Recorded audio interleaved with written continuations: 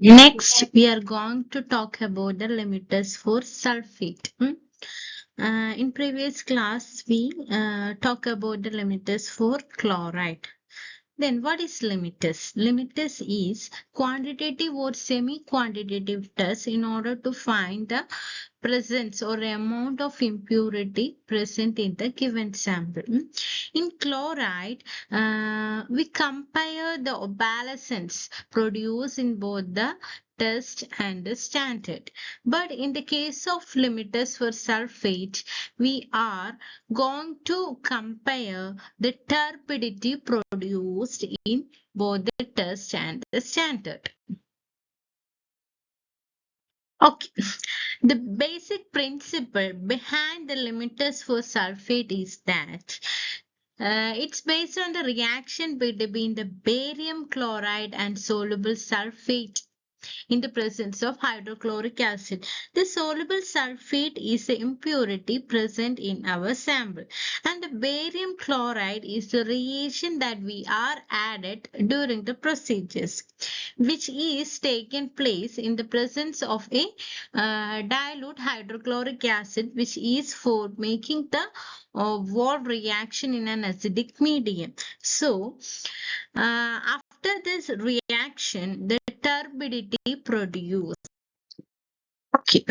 In this slide, explain the various reagents for what we are using this various reagent. For example, hydrochloric acid. We are using this hydrochloric acid to make the solution acidic. That is, the opalescence only produced in the acidic medium. Next reagent that we are using is barium sulfate reagent. Barium sulfate reagent containing barium chloride, sulfate-free alcohol, potassium sulfates. Both the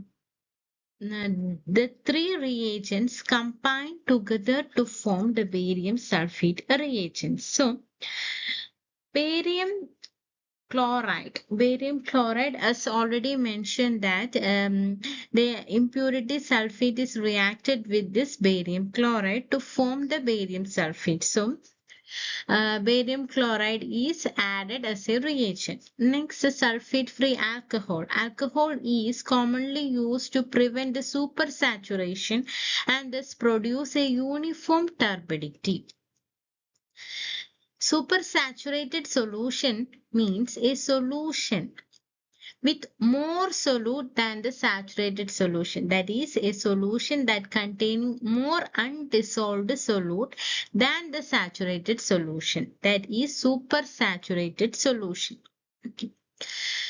Then next reagent is potassium sulfate, which is used to increase the sensitivity of the test, and it will react with the barium chloride and form a barium sulfate in small quantity that act as a sweetening agent for the precipitation of barium sulfate. That means first this barium chloride reacted with this barium sulfate to form a small precipitate of barium sulfate, which act as a seeding agent. Seeding agent means a crystals grow up to form a large precipitation of barium sulfate. As mentioned earlier in the slide of limiters for chloride, the same apparatus are required for the limiters for sulfate also, that was nasal cylinders. As I already mentioned that nasal cylinder is a glass cylinder having the two mark, that is 25 ml marks and also a 50 ml marks. So this nasal cylinder, we need two nasal cylinder for the test and the standard. Then two glass rod is required. Both the glass rod are completely sulfate free, and also we need two glass rod for standard and the test. That is Separate glass rod is required for both the test and the standard. Then measuring cylinder for measuring the reagents.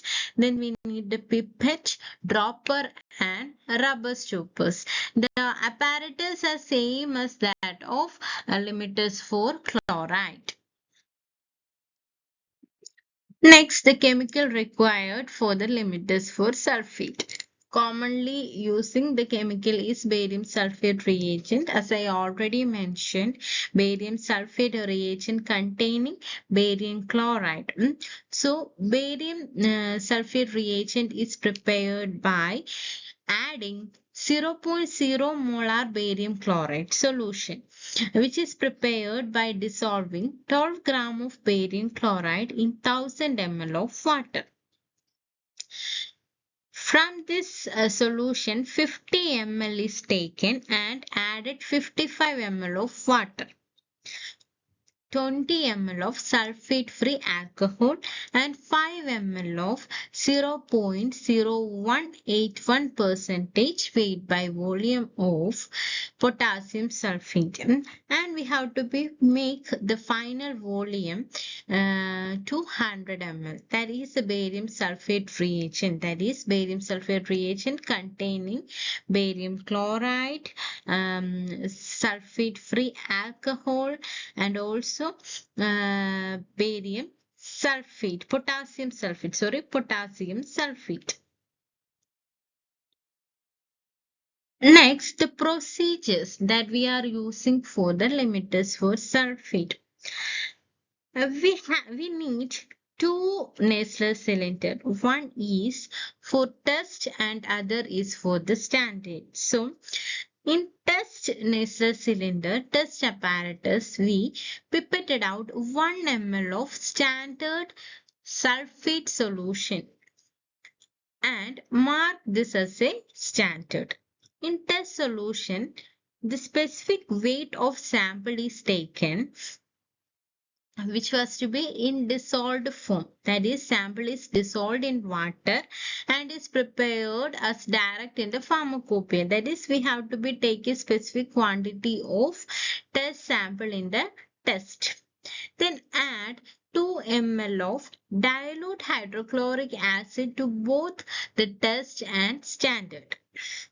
Then dilute the solution with 45 ml of distilled water. Both the test and the standard is diluted to 45 ml. Then add 5 ml of barium sulfate reagent. Then immediately stir with glass rod and allow to stand for 5 minutes. We have to allow this test and standard has to be stand for 5 minutes. After 5 minutes, we have to seen a turbidity. Turbidity means that a cloudy appearance we have to be seen in both the test and the standard. So we have to compare the turbidity produced in both the test and the standard with that of test with that of standard. Which is very important to note that same glass rod should not be used because it will affect your observation. So we have to use a separate glass rod for both the test and the standard. Next, we can move to the observation. As we already mentioned that the observation is the turbidity. So, we have to compare the turbidity produced in both the test and the standards. If the sample is sparse, that is, the amount of impurity present in the sample is below the limit, the turbidity produced in the test solution is lesser than that of the standard. Otherwise, if our sample exceeded the limit, the observation is like that the turbidity produced in the test solution is more than that of the standard. And the inference for the pass sample is the given substance passes the limiters for sulfate as per the Indian pharmacopoeia. And for the failed sample, the inference is like that the given sample failed the limiters for sulfate as per the Indian pharmacopoeia. Thank you.